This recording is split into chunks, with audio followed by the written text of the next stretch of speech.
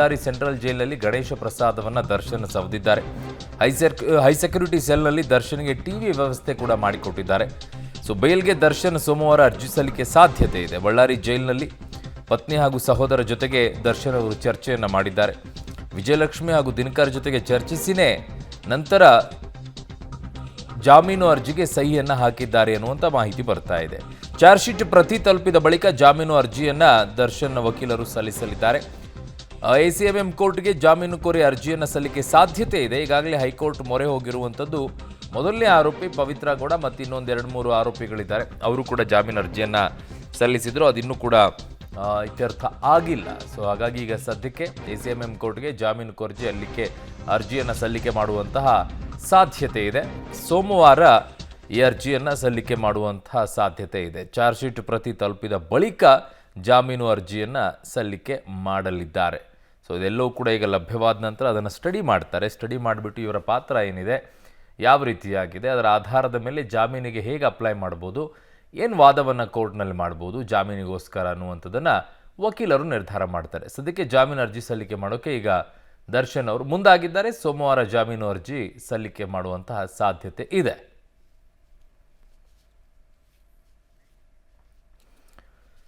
ನನ್ನ ಸಹೋದ್ಯೋಗಿ ಈಗ ಕ್ರೈಮ್ ಬ್ಯೂರೋಯಿಂದ ಉಮೇಶ್ ನನ್ನ ಸಂಪರ್ಕಕ್ಕೆ ಸಿಗ್ತಾ ಇದ್ದಾರೆ. ಉಮೇಶ್, ಜಾಮೀನು ಅರ್ಜಿಯನ್ನು ಇಲ್ಲಿಯವರೆಗೂ ಕೂಡ ದರ್ಶನ್ ಪರ ವಕೀಲರು ಕೂಡ ಮುಂದಾಗಿರಲಿಲ್ಲ, ದರ್ಶನ್ ಕೂಡ ಮುಂದಾಗಿರಲಿಲ್ಲ. ಕಾರಣ ಏನಾಗಿದೆ ಈ ಪ್ರಕರಣದಲ್ಲಿ ಅನ್ನುವಂಥದ್ದು ಸ್ಪಷ್ಟವಾದಂಥ ಚಿತ್ರಣ ಅವ್ರಿಗೂ ಕೂಡ ಸಿಕ್ಕಿರಲಿಲ್ಲ ಅನ್ನುವಂಥದ್ದು ಆ ನಿಟ್ಟಿನಲ್ಲಿ. ಬಟ್ ಈಗ ಚಾರ್ಜ್ ಶೀಟ್ ಸಲ್ಲಿಕೆಯಾಗಿದ್ದರಿಂದ ಈಗ ಜಾಮೀನು ಸಲ್ಲಿಕೆಯನ್ನು ಮಾಡೋಕ್ಕೆ ಮುಂದಾಗಿದ್ದಾರೆ. ಯಾವಾಗ ಆಗ್ಬೋದು? ಸೋಮವಾರ ಆಗುತ್ತಾ ಅಥವಾ ಈ ವಾರದಲ್ಲೇ ಸಾಧ್ಯತೆ ಹೆಚ್ಚಾಗಿದೆಯಾ ಉಮೇಶ್? ಅರುಣ್, ರೇಣುಕಾಸ್ವಾಮಿ ಕೊಲೆ ಪ್ರಕರಣದಲ್ಲಿ ಈಗಾಗಲೇ ಚಾರ್ಜ್ ಶೀಟ್ ಕೂಡ ಆಗಿರುವಂಥದ್ದು. ಆದರೆ ಅದರ CC ನಂಬರ್ ಬರಬೇಕಾಗುತ್ತೆ. CC ನಂಬರ್ ಬಂದ ನಂತರದಲ್ಲಿ ಸಂಬಂಧಪಟ್ಟ ಎಲ್ಲ ಆರೋಪಿಗಳಿಗೂ ಕೂಡ ಅದರ ಕಾಪಿ ಕೊಡ್ತಾರೆ. ಕಾಪಿ ಆಧಾರದ ಮೇಲೆ ಅವರ ಪರ ವಕೀಲರು ವಾದ ಮಾಡಬೇಕಾಗುತ್ತೆ. ಅದೇ ಕಾರಣಕ್ಕಾಗಿ ಇಷ್ಟು ದಿನ ವೆಯ್ಟ್ ಮಾಡ್ಕೊಂಡಿದ್ರು. ಈಗ ಯಾವಾಗ ಚಾರ್ಜ್ ಶೀಟ್ ಏನು ಸೋಮವಾರ CC ನಂಬರ್ ಸಿಗುತ್ತೆ ಅಂತ ಹೇಳಲಾಗ್ತಾ ಇರುವಂಥದ್ದು. ಸೋಮವಾರ CC ನಂಬರ್ ಸಿಕ್ಕ ತಕ್ಷಣವೇ ಅವರು ಜಾಮೀನಿಗೆ ಅರ್ಜಿ ಹಾಕಿಕೊಳ್ಳುವಂಥದ್ದು. ಈಗಾಗಲೇ ಆ ಸಂಬಂಧಪಟ್ಟ ಹಾಗೆ ನಟ ದರ್ಶನ್ ಅವರ ಪತ್ನಿ ಮತ್ತು ಸಹೋದರರ ಬಳಿ ಮಾತಾಡಿದ್ದಾರೆ ಅನ್ನಲಾಗ್ತಾ ಇರುವಂಥದ್ದು. ಅಷ್ಟೇ ಅಲ್ಲದೆ ಅರ್ಜಿಗೆ ಸಹಿ ಕೂಡ ಮಾಡ್ಕೊಂಡಿರುವಂಥದ್ದು. ಸೋಮವಾರ ಯಾವಾಗ CC ನಂಬರ್ ಸಿಗುತ್ತೋ ಆ ತಕ್ಷಣಕ್ಕೆ ನಟ ದರ್ಶನ್ ಪರವಾಗಿ ಈಗ ಜಾಮೀನು ಅರ್ಜಿ ಸಲ್ಲಿಸಲಿದ್ದಾರೆ.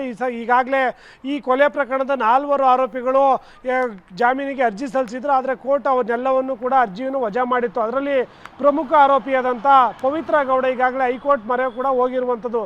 ಎಲ್ಲ ಆರೋಪಿಗಳು ಕೂಡ ಸೋಮವಾರ CC ನಂಬರ್ ಬಂದ ನಂತರದಲ್ಲಿ ಹಂತವಾಗಿ ಜಾಮೀನಿಗೆ ಅರ್ಜಿ ಸಲ್ಲಿಸುವ ಸಾಧ್ಯತೆ ಇರುವಂಥದ್ದು. ಹಾಗಾಗಿ ಪ್ರಮುಖವಾಗಿ ಚಾರ್ಜ್ ಶೀಟ್ ಕಾಪಿ ಬದಲಿಗೆ ಅವ್ರಿಗೆ ಕೈಗೆ ಸಿಗಬೇಕಾಗುತ್ತೆ. ಸಿಕ್ಕ ನಂತರದಲ್ಲಿ ಅವರ ಪರ ವಕೀಲರು ಅದನ್ನು ಸ್ಟಡಿ ಮಾಡಿ ನಂತರದಲ್ಲಿ ಯಾವ ಅಂಶಗಳನ್ನು ಆಧರಿಸಿ ಜಾಮೀನು ಕೇಳಬೇಕು ಅನ್ನೋದನ್ನು ಅವರು ಪ್ಲ್ಯಾನ್ ಮಾಡಿಕೊಂಡು ಆನಂತರದಲ್ಲಿ ಜಾಮೀನು ಅರ್ಜಿ ಸಲ್ಲಿಸಿ ಅದನ್ನು ವಾದ ಮಾಡುವಂಥದ್ದು. ಹಾಗಾಗಿ ಸದ್ಯಕ್ಕೀಗ ಒಂದು ಕಡೆ ಇತರೆ 4 ಆರೋಪಿಗಳದ್ದು ಅರ್ಜಿ ವಜಾ ಆಗಿದೆ.